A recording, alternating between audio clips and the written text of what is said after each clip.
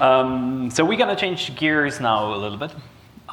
There has been quite a lot of talk on OpenACC and on the way how to accelerate an application with GPUs without changing the control flow of the application too much. So what we're looking at now is how to get the best performance out of the GPU if you're willing to actually write code for the GPU yourself. So by programming in CUDA. Just to give a brief overview, I mean, you have the outline of what's going to happen during the rest of the afternoon or of today. Basically, this first 1 hour presentation is going to be basic CUDA. We do a little bit of hands-on work because I think it's important that everybody has at least once in their life written a CUDA program, a small one by hand. So it's not going to be very exciting, but it's just a little exercise.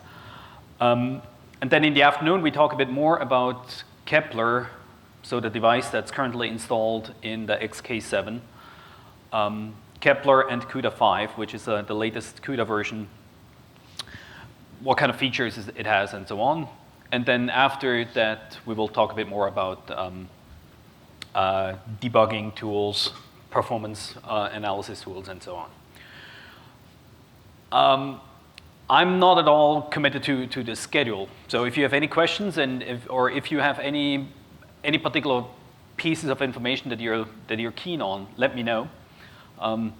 This is your time, and you should get the most out of it. Okay. Right.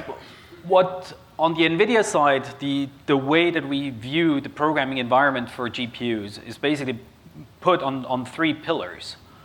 One of them we've been talking about extensively is OpenACC, which is kind of in between low intrusion and maximum intrusion into your application, or maximum flexibility, if you want to use a euphemism. Programming languages, that's what we're going to talk about is with CUDA. But keep in mind, there's a lot of libraries out there that have been developed for GPUs specifically that may already be solving the problem that you have at hand. This is just a few of those put out, of those libraries that are currently available. Many of them are provided by NVIDIA itself, like cuBLAS comes with the toolkit, cuRAND for high-quality random number generators, for sparse linear algebra, what else? FFT. So for many of the very basic algorithms, there's libraries that you just plug in and they run on the GPU. And then there's more specialized ones, like the Visipl, which is a image processing library, and commercial ones as well. So there's a zoo of libraries out there. So before deciding to write a lot of code yourself, please go out and have a look at these different libraries. Oh yeah, actually there is. Yeah. Ah, cool. So now when talking about CUDA, it's important to first figure out what is the actual model, and then only later on dive into the syntactic elements that are being introduced. So first, I just want to talk about the overall model. This is somewhat of a repetition what Alistair has already mentioned yesterday, but it's so fundamental it might be helpful to just hear it a second time. So what is CUDA? Actually, since CUDA was introduced, there has been a shift. Originally, it was a subset, well, it was C with extensions. And somewhere in the various versions of CUDA that have been released, it has moved to C++. So the NVCC compiler, the CUDA compiler, is now a full C++ compiler. CUDA itself is C++ with some extensions. I know that, whatever, it was about 50% of the people here are native Fortran speakers. Fortran support at the moment is only via mixed language approach, or alternatively with the PGI compiler that has a Fortran CUDA, its own CUDA Fortran standard. The goal of CUDA is to scale to hundreds and thousands of threads, but without having to worry too much about the details of how then these threads interact with each other. So the developer is still focusing on a sequential program that they're writing. And as I said, CUDA defines not only the programming model, but it also defines some of the architectural concepts, like the actual memory model. So how does a CUDA application look like? Well, it consists of a single source file or multiple source files, but you basically have an interleaving of serial code that runs on the host CPU, and parallel code that is then being farmed out to the GPU. The parallel code executes on the GPU, and it can be one or multiple ones. That's then up to your particular application.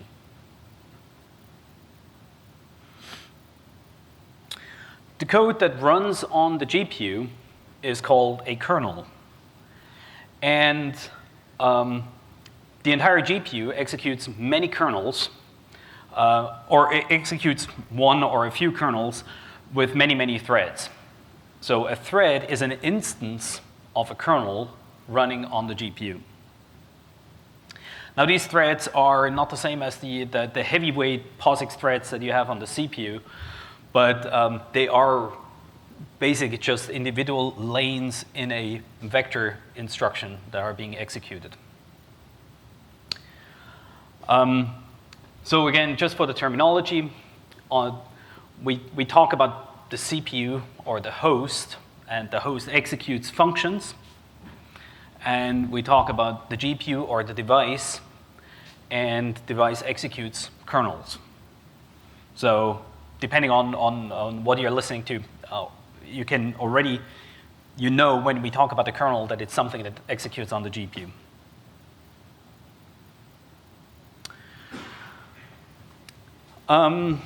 So we've covered that the kernel is a function that is being executed, and it's executing an array of these threads in parallel. Each one of these threads has a way to identify itself. So basically to identify the array index. In CUDA syntax, it's called thread IDX index, which is a three-dimensional struct that, and the X component is the first dimension of the thread index. Now all threads that execute a kernel execute the same code, but they can take entirely different paths through this code. So you can branch based on your thread ID. You can perform entirely different operations based on your individual ID. Now, whether that performs well or not is a different question, but you can do that. So that simply means that while eventually you have to worry about, or you have to think about the parallelism in your algorithm, a first step can be just to take the sequential code, basically convert it into a kernel, let it run, and then start optimizing from the kernel itself.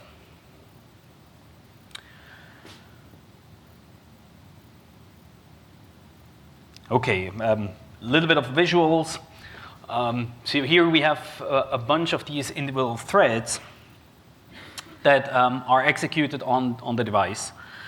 Now these threads there's a hierarchy of these threads on the GPU. So we have this number of individual threads. They're actually grouped into so-called thread blocks. And these blocks are grouped into a grid. So sorry for all these words, but it's important that you get used to this CUDA lingo. So basically, a kernel that executes on the GPU is executed as a grid of blocks of threads.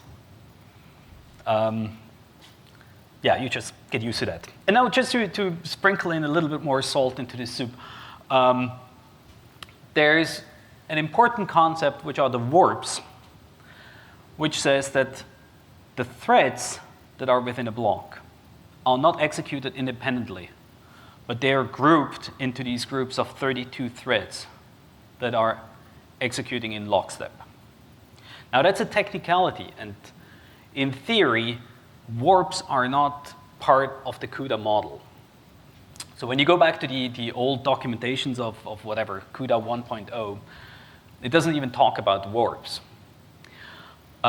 So from a philosophical point of view, the model itself doesn't need warps. But it turns out that if you're looking for very high performance, it's important that you keep in mind that under the hood, on the hardware, these instructions are actually executed in blocks of 32 threads at a time. And so this brings us to the question of how are these kernels executed? And how does that map to the hardware pieces? If you remember, Alistair had up a picture yesterday about how a Kepler GPU, for instance, is organized on a technical level, on the hardware level, right? And so he showed this picture where I mistakenly said that there was 15 SMs, and it's actually 14 SMs in a K20X. So these are these streaming multiprocessors, and so you have one or multiple GPUs that consist of these streaming multiprocessors, and each one of these streaming multiprocessors has a certain number of CUDA cores. Now, this is almost an exact reflection of the programming model, or to put it differently, the programming model is a reflection of the underlying hardware, where a CUDA thread is mapped onto a single CUDA core, and for the entire duration of the execution of a kernel, it's going to stay there. And a CUDA thread block is mapped onto one of these streaming multiprocessors. And again, a thread block, once it's being launched, will stay on that streaming multiprocessor. And then finally, you have the grid of all these thread blocks that is being mapped onto one or multiple, well, actually only onto one device, but onto multiple streaming multiprocessors.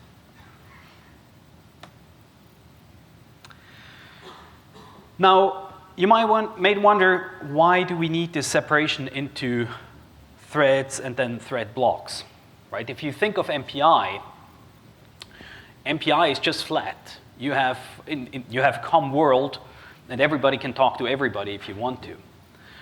But that also comes at a significant cost. Global reductions, for instance, operations where you need to have everybody communicate with each other, becomes increasingly more expensive if you increase the number of MPI ranks.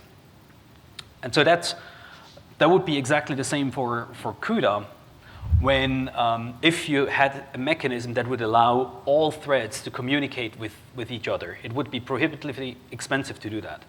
So it was a conscious design decision to say, okay, let's just make groups of threads to cooperate, and let only those communicate with each other, and basically don't provide a mechanism to let individual groups or individual threads within different blocks communicate with each other. Now, the way that threads can communicate with each other is this shared memory.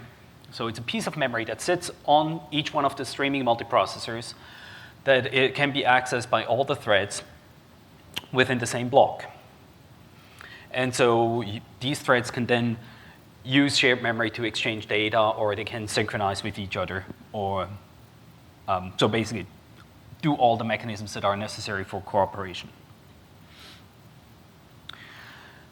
Now, one of the other advantages of breaking up your problem into these blocks of cooperating threads is that it gives you automatically scalability.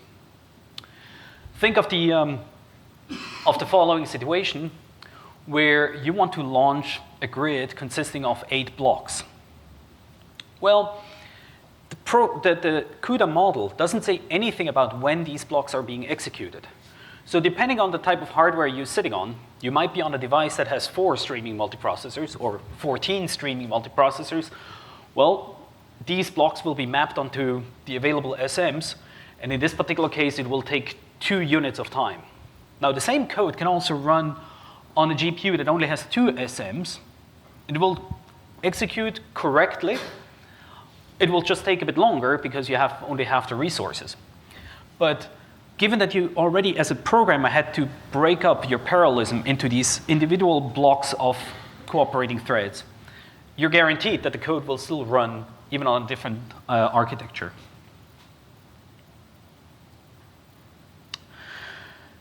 Now, to come back, we have the grid of blocks, of threads. So when you write the code of an individual thread, you have to have some form of identifying like where in this mass of threads you are located. CUDA provides a various identifiers to determine your ID, your identity. So first, the threads can have up to a 3-dimensional identifier. The blocks then are arranged in a 2D grid. And this configuration is determined at runtime. Now, you may wonder, why do you need 2 or 3-dimensional threads or 2 or 3-dimensional grids? The idea here is that you can easier map it onto your algorithm. For instance, if you're working on a DGEM matrix product, well, your entire algorithm is already working on a 2D array. So it might be easier for you to write the code using 2D thread indices instead of 1D thread indices. On the other hand, if you're working just on linear arrays, it might be easier to just use 1D thread indices within the block and have a 1D grid of blocks. So that's really problem dependent. The variables that allow you to identify your position within the grid are called thread index and block index. So these are the unique indices for each thread and block. And you can also determine the block dimension and the grid dimension, which is useful to then give you the global position of your individual thread. Now, this is kind of jumping ahead and a little bit of syntax. Like, how do you launch a kernel? How do you, quote unquote, call this function that runs on the GPU? The way to do that is this triple bracket notation, this chevron notation, that takes the configuration of your grid. So basically, the first parameter says, how many blocks do you have in the grid? And the second parameter says, how many threads do I have within the block? And here at the bottom, we just see, like, it's a bit an unfortunate example because it's twice 16 by 16. But in this case, we launch a grid of 16 by 16 blocks, each block consisting of 16 by 16 threads. Or in the second case, we just launch a 1D grid consisting of 32 blocks, each block consisting of 512 threads. Now, how do the kernels themselves look like? Well, you have an additional CUDA element, which is the attribute global. This says this function is visible both to the GPU as well as to the CPU. And in this particular case, we have a minimal kernel that just takes a pointer. In this case, it has to be a device pointer, so a pointer pointing to a location to memory on the GPU. And we initialize this to a value. Now, that's a fairly trivial example, and also imagine what implications it has. Imagine if we would launch this kernel on a grid of, as we had before, 32 blocks, 512 threads per block. This would mean we have 32 times 512 threads, all of them trying to write the value 13 into this one location, right? So even though you have a sequential program here in this kernel, it is being executed by all the threads that are being launched in the grid. A slightly more interesting case is where we initialize an array to a certain value, to an integer value. And so again, we're pulling in the device, a pointer on the device. And now we compute the index of each individual element that needs to be initialized. And this is a fairly common pattern that we see here, right?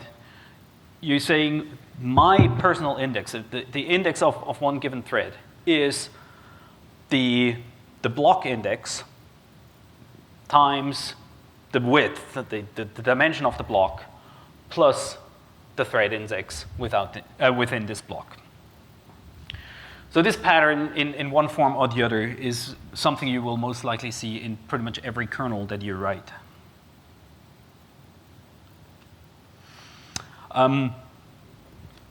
Here we just go through an example of incrementing an array of elements. So we have an array, 16 elements. And let's break it up into a block of 4 elements each. So we have 4 threads, 4 blocks, and 4 threads each. Here it just listed out all the individual indices and the thread indices. Conceptually trivial, but it's something where when you write the kernel, maybe it's just me, but I still have to think like 1.5 times about what exactly is my index now, my global index, based on the thread ID, the block size, and the block index. So it's just something that you need to write a few times and then eventually it gets into your brain. And as I said, keep in mind that on the hardware, our width, the minimal width of an instruction is actually 32 threads. So the example that we have here, where we give each block just 4 threads, will result in 28 threads on each streaming multiprocessor that simply sit idle. So you want to have at least 32 threads in a real code per block.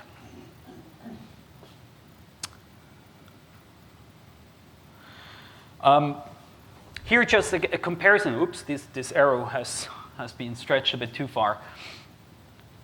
How this would look like in a real code. Right, on the left-hand side, we have the pure CPU program. So you have your main, and then you call a function where you're incrementing an array A that contains n elements with the value B. And so in this function, you have your loop, and you're incrementing A subindex with B. Now, the corresponding CUDA program is not significantly different.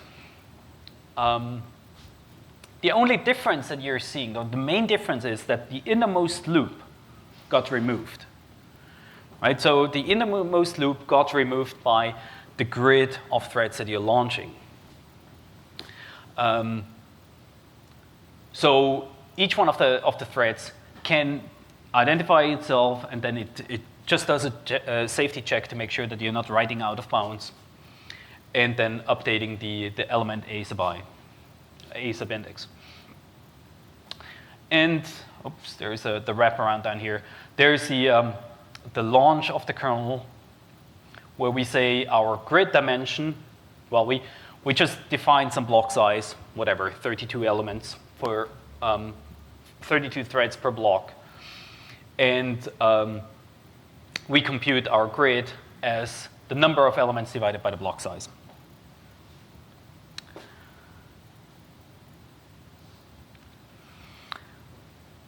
One dimension higher, if, as I said, if your problem is suitable for a 2D thinking, like in a matrix case, well, you may want to have a grid that consists of 2-dimensional blocks and is arranged in 2D in a 2D grid. All that happens is that your index calculation becomes slightly more convoluted or a bit more complicated.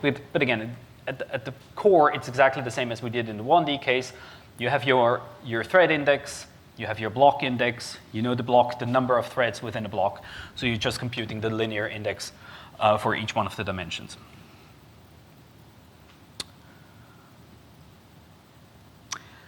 OK, so far we've talked about what kernels are,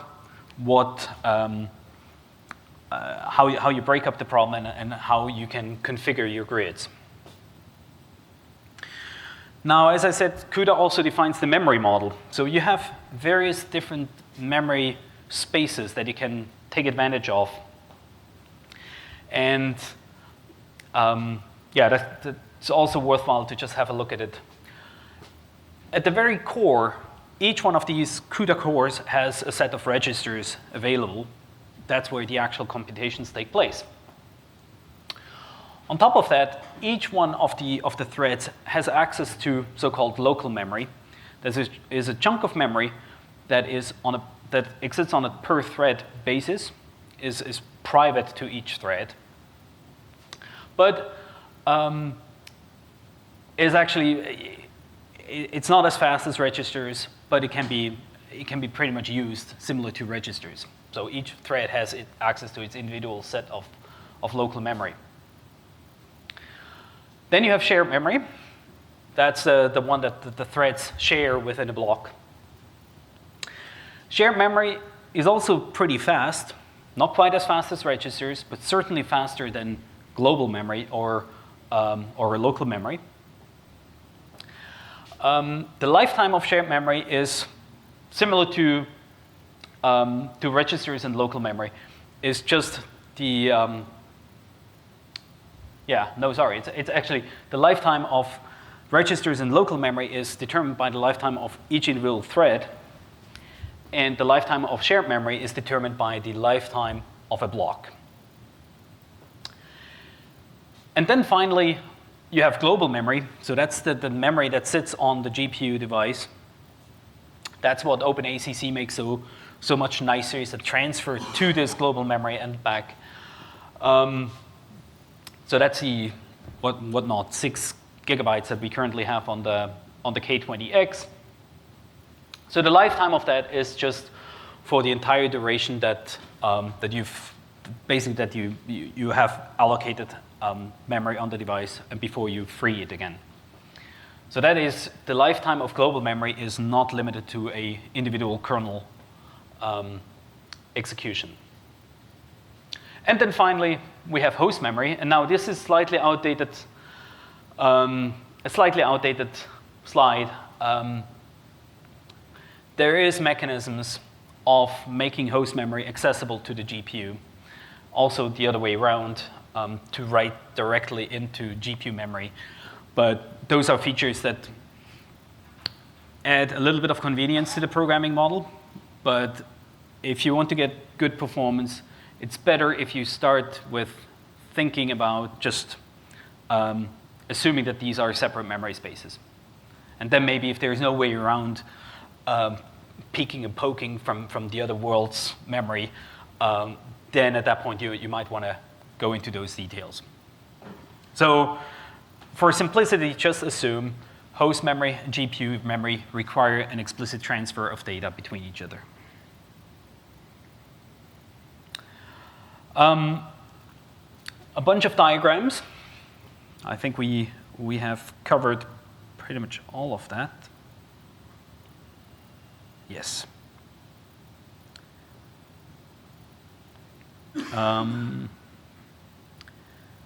So that's it. So let's look into actual code.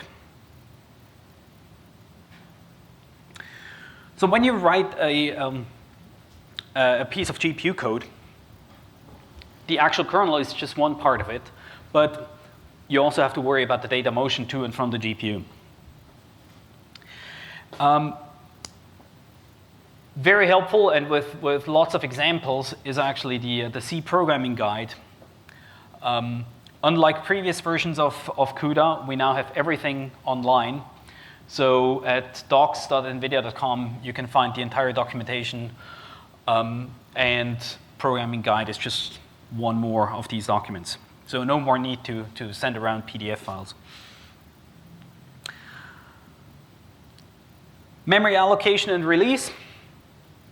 Very simple to, or very similar to allocation and release of memory on the CPU side. So you have a CUDA malloc, you have a CUDA free, and if you want to initialize your data, you have a CUDA memset. Now CUDA malloc, unlike the malloc on the host side, where you basically have a malloc of a certain amount, and you get a pointer back and you assign it to a variable, CUDA malloc takes a pointer to a device pointer. The reason for that is that all the CUDA functions return an error code. And so, yeah, in order to not break that, that concept, it was decided to actually stick to a slightly different syntax than in a regular malloc you would have on the CPU side. So yeah, you CUDA malloc, whatever, a chunk of bytes, and you get a pointer that sits on the device to that amount of memory. Data copies. So once you've allocated memory, you can move data from the host to the GPU or the other way around. So the main call for that is CUDA memcopy, where you provide the destination pointer and the source pointer of your data, and the amount of data you want to move around, and the direction that this transfer has to go. Host to device, device to host, device to device, or host to host are options as well.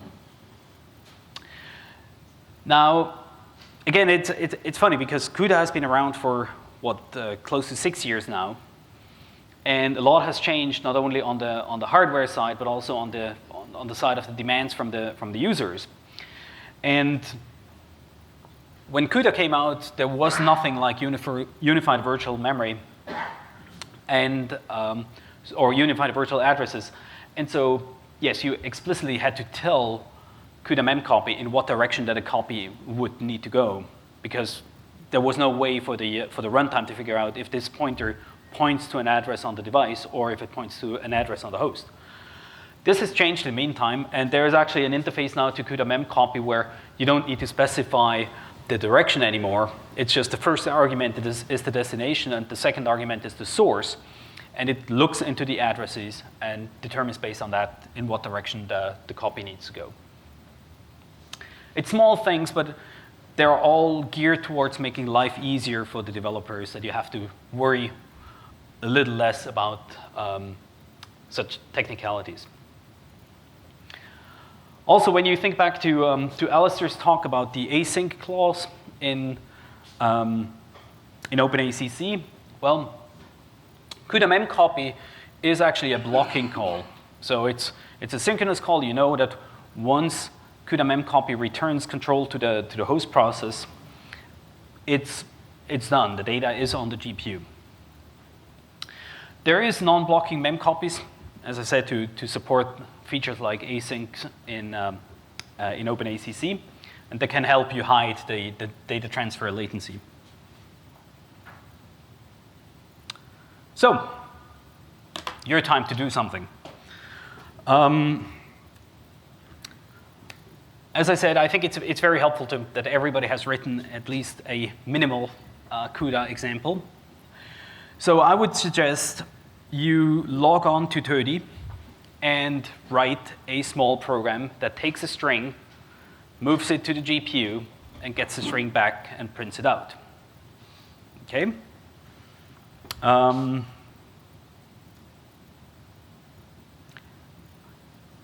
Also, let's see. In this directory here, there's some. Pardon? You should have protected them. They're protected? So it should be possible to access the data on.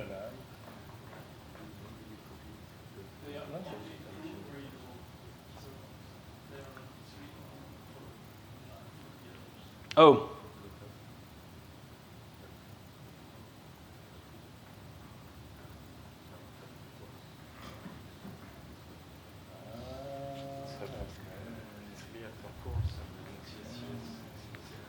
Oh, okay.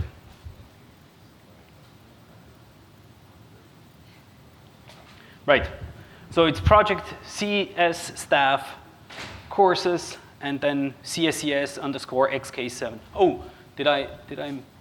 No, I don't even mention it here. So there's the slides, and there's also samples, sample 1 to 5, I think, that have a basic makefile. But let's see if I can do that here. Oops.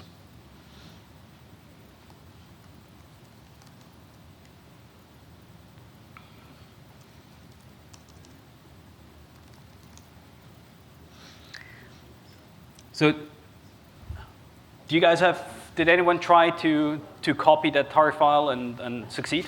Okay. So the first thing that you need to do is to make sure that you have the CUDA toolkit module loaded. So,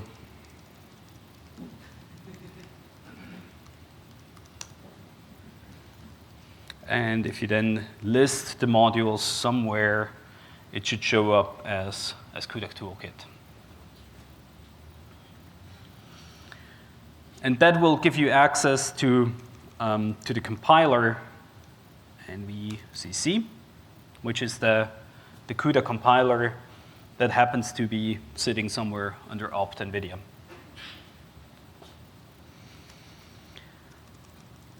Now, as I said, I've already sample 1.cu. So by convention, CUDA files usually end with the extension .cu.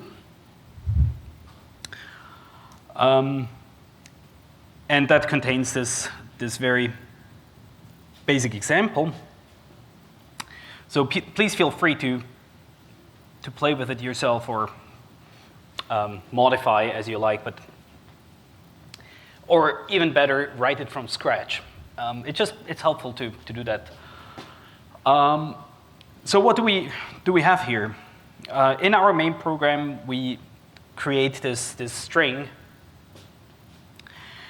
And the first call is to malloc memory on the device. In this case, we just take a buffer of some 100 elements.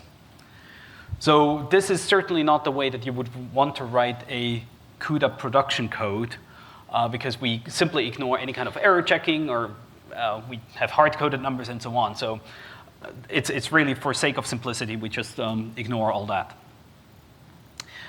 But we have the device pointer, the device message, that finally will point to this chunk of memory that we have on the GPU.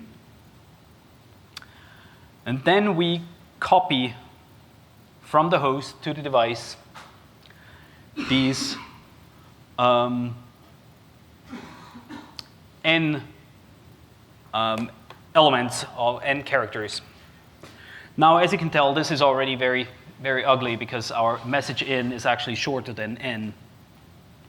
So we will see this afternoon that you can use tools to determine that out-of-bound access. And then we do the same thing, the reverse direction, and finally print out the message. So if we are lucky, the make sample 1 should work. And so here you can see the invocation of NVICC. So it's basically NVICC and then the source file. And similar to every other compiler, you can provide the output file. And one thing that's somewhat special for TODI is that you want to specify the architecture that you're compiling your code for. The thing is, again, legacy-based. By default, NVICC produces code for GPUs that are probably not even sold anymore, so-called CUDA Compute Capability 1.1. With this architecture, SM35, you're saying that the compiler is free to produce code that can make certain assumptions about capabilities that you have. and 35 is the compute capability for a Kepler device, as we have in the XK7.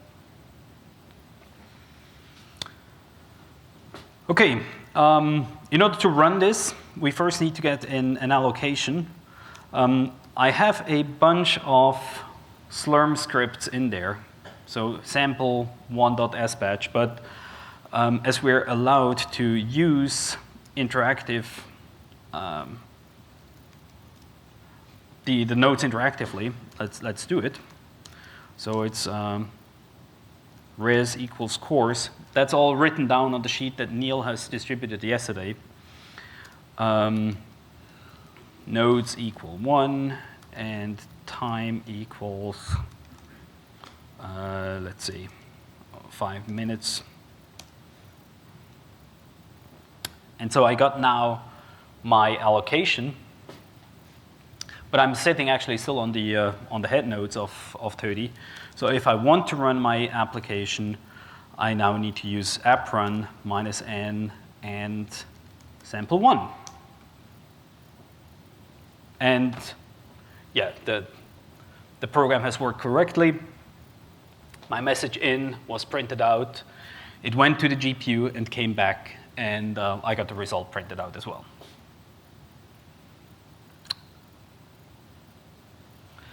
So just once more, what have we done so far? Oops.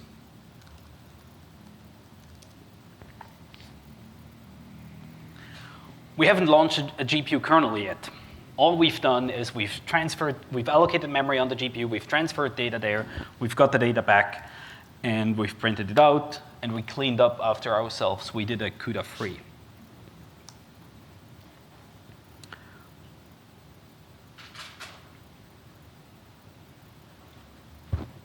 Okay. Oops.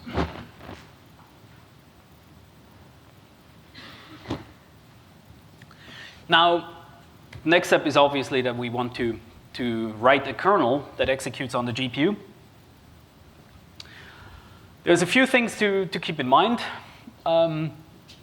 Yeah, the kernel can only access GPU memory, and again, with some exceptions. But ignore those for now. Number of arguments have to be constant.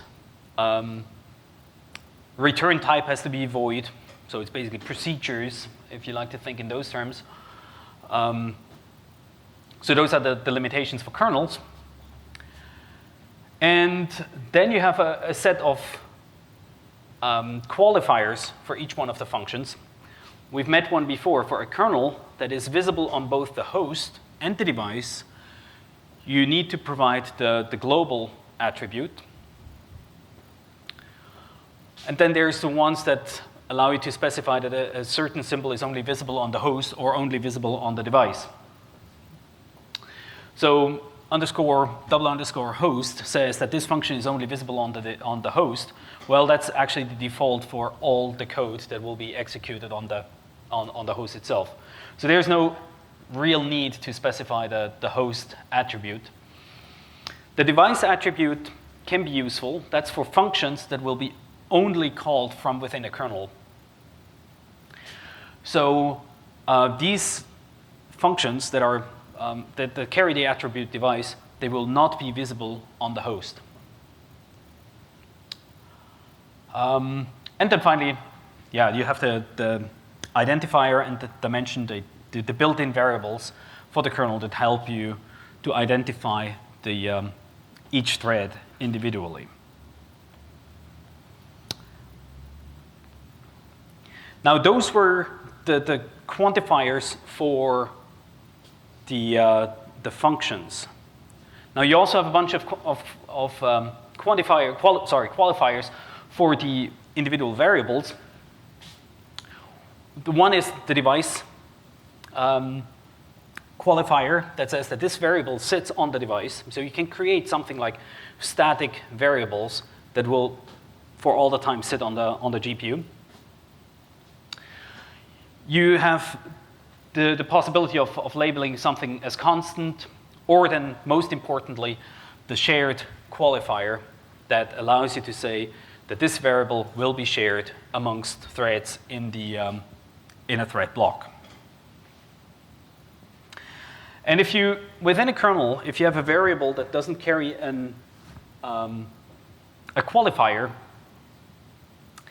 they either end up in registers or they will be put into local memory.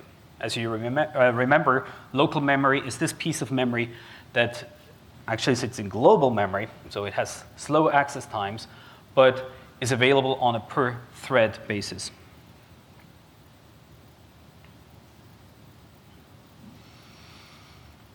We talked about launching kernels on the GPU, right? Triple chevron notation, the first argument being the dimensionality of the grid, so the number of blocks that you have.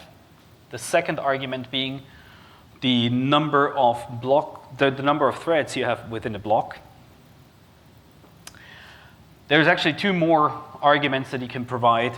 We'll skip them for the moment, but yeah, just in case that you stumble across a kernel launch that carries more arguments.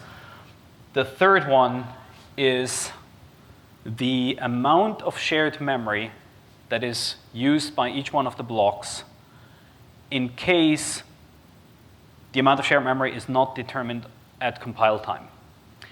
So imagine you would write a kernel that does whatever reduction on different types of structs.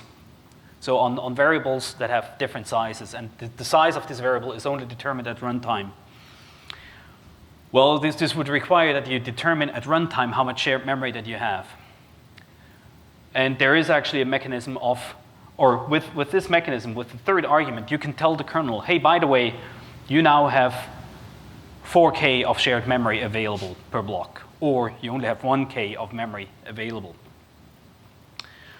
Making sure that you're then not trying to use more than the amount of shared memory that you were given at the kernel launched, that's the responsibility of the programmer. But this at least allows you to dynamically adjust the amount of shared memory that you use per block. And the last argument is the so-called stream identifier. We will come back to streams in a while, but as Alistair has explained before, streams is a mechanism of scheduling individual kernel launches in separate groups. And you basically allow kernels from multiple streams to execute concurrently. So there is no guaranteed ordering between kernel launches in separate streams. But you are guaranteed that kernel launches within the same stream are executed in sequence. So this gives you a way of, again, making more advanced scheduling patterns of your kernels. All right, next hands-on exercise. We have now this kernel called hello that just transfers the string hello accelerator to the GPU. Now let's write the kernel to uppercase this entire string. So convert each character into an uppercase character. Oops, my allocation has been revoked.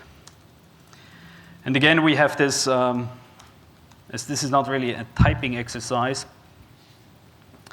I have the same, a prepackaged version of this here. When you look at the main program, it's exactly the same as we had before. But we now have this kernel launch after the transfer from the host to the device.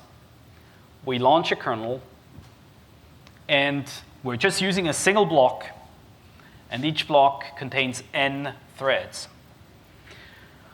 N being the number of elements, well, sorry, n being just 100, kind of a default buffer size that we assumed.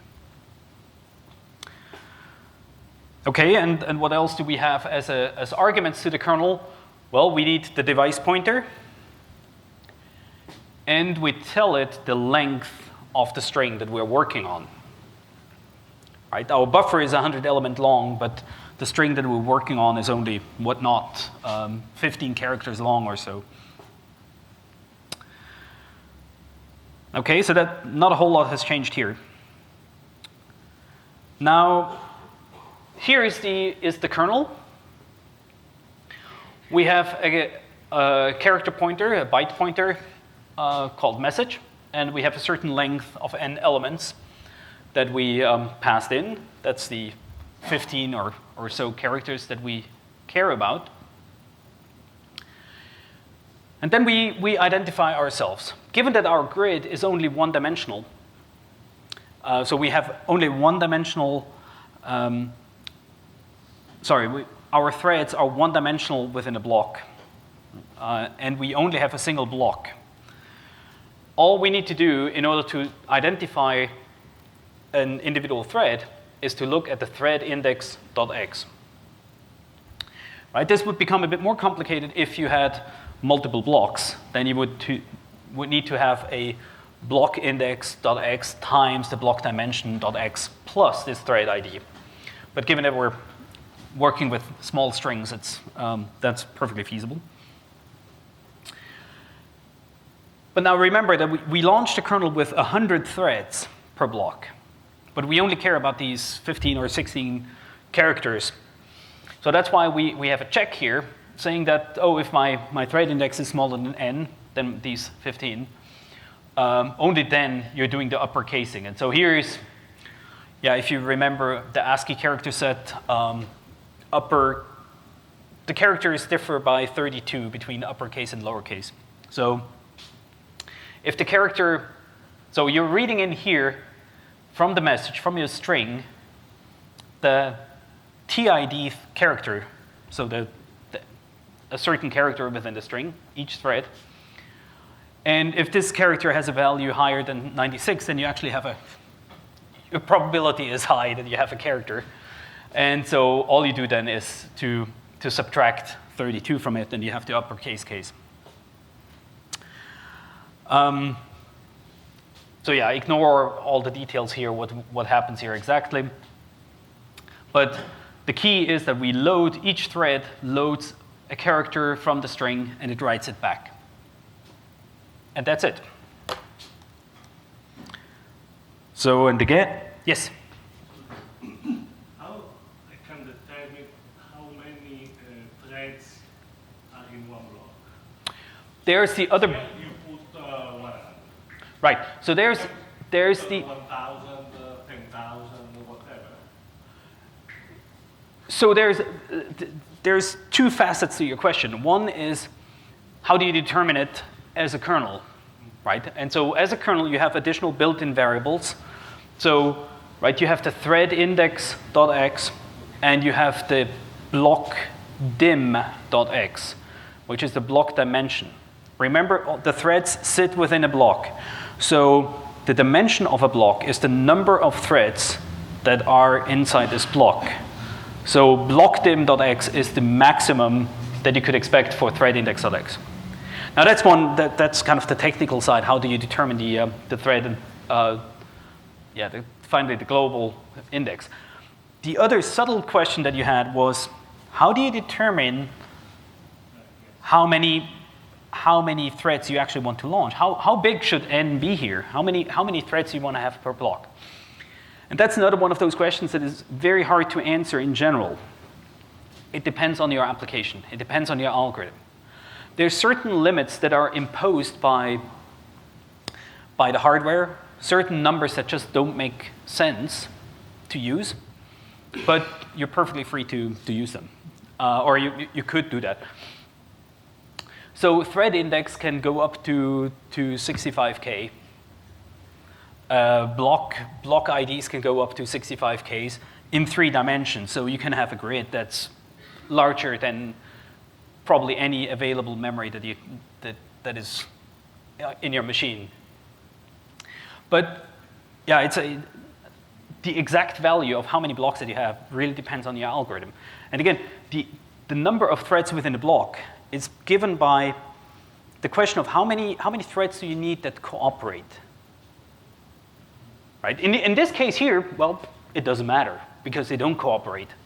But in case you had an algorithm where they would cooperate, it matters, and that then defines the number of threads that you want to have within a block.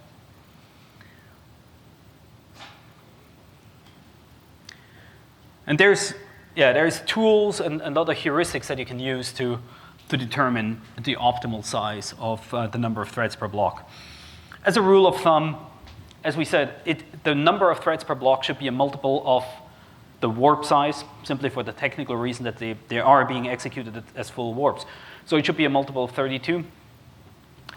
For Kepler, you probably want to have something like 128 or 190, whatever, 96 or so, 92. Somewhere around there. Let's say 128 to 256 is really, as a rule of thumb, is a good number of threads per block. Okay. And what did we do here? So I got my allocation again. I can do my make sample too.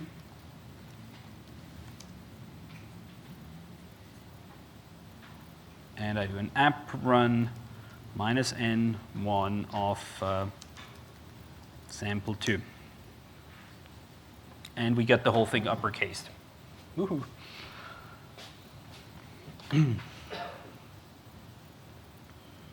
Oops. Nope.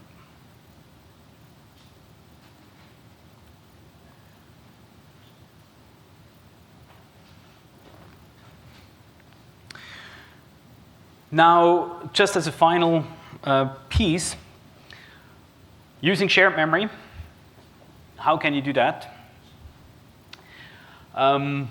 Here you have a line of code, how it would look like in your kernel. So you have the qualifier shared, and you just declare a variable that then means that this variable is accessible from all the threads within a thread block. Oftentimes, this variable is an array, but it might as well be just a scalar.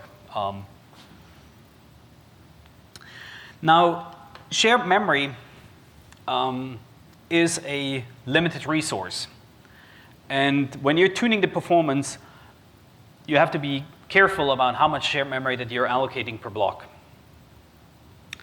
On devices up to now, you have up to 48 kilobytes of shared memory on a block. So that means you can at max allocate 48 kilobytes of data. However, the architecture of the GPU wants you to use more than a single block per streaming multiprocessor, right? The way that you're hiding all the memory access delays, the latencies for accessing global memory, is that you're swapping in more work, so that to keep the GPU constantly working, and if one of the threads has to stall because it waits for memory for an access from global memory, there should be more work ready to keep the GPU busy. So if one of your blocks uses up all the 48 kilobytes, there's a fair amount of chance that you're underutilizing the device simply because you cannot have sufficient work that keeps on going on the GPU, on each one of the streaming multiprocessors. So that's another one of those parameters similar to the number of threads that you want to have per block that can help you determine the performance of your algorithm. So by picking the right amount of shared memory per block, you can affect the performance. In addition to shared memory, or once you have cooperation, you also need to make sure that you're synchronizing. And so there's a primitive called sync threads that allows you to make all the threads within a warp stop until the synchronization point is reached. And I'm sure Salaf is here to tell us that there is warm pizza outside. So let me just... Yeah, actually, I have the last exercise. So that's a good break point here, which just says that we should, oops, sorry. So instead of hello accelerator, I should have a hello network.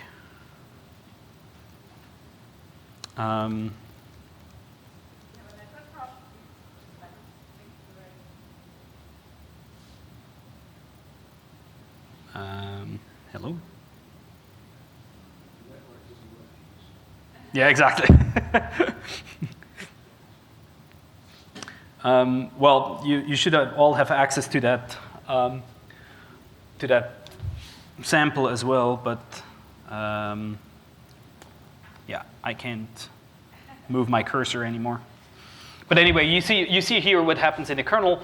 We now declare a local array of characters as shared, and for the n threads that are, oops, I finally got it moved. Well, anyway, so each thread loads from the global memory string into this shared memory, and then we access not only our own character, but also a character to the left of us. Oh yeah, I should have said what the exercise tries to do. We're trying to uppercase only the first letter in a word. So basically the way you do that is that you're looking at your character, and if the character to your left is a space, then you uppercase it. And so that's exactly what we do here. So we load the string into the shared memory. We sync thread, because we have to make sure that all the threads have actually loaded this stuff into shared memory. And then if the shared memory character on the left to us at an index 1 minus us is a string, is a space, then we convert our character into an uppercase character. So it's somewhat contrived example, but I mean, that's exactly what you do in many stencil applications, right? It's a finite difference scheme. So it's something that you will most likely encounter in real life applications as well. So I would suggest we break here. Yeah, I think there's, yeah, that's basically the end of the, yeah. So let's break here and then come back to somewhat more advanced Kepler and CUDA 5 features. Okay, thanks. The last part of this presentation, which is not very fundamental stuff, but just one slide that I want to show. Again, given that we have so many Fortran programmers here, just to give you a feeling of how Fortran looks like, for instance, in PGI's CUDA Fortran. As I said, the one approach is the mixed language approach. So basically on the Fortran side, you have a call my func. Oh, there's a C missing. Call my func, and then you have an extern C function that then launches the kernel. So that's one approach. The upside is it works with any compiler, fairly straightforward. The only problem is that you have to worry about the calling conventions. That's whether you need to underscore the function name or not when you call C from the Fortran side. And you have to worry about two different languages, so that can be a bit inconvenient.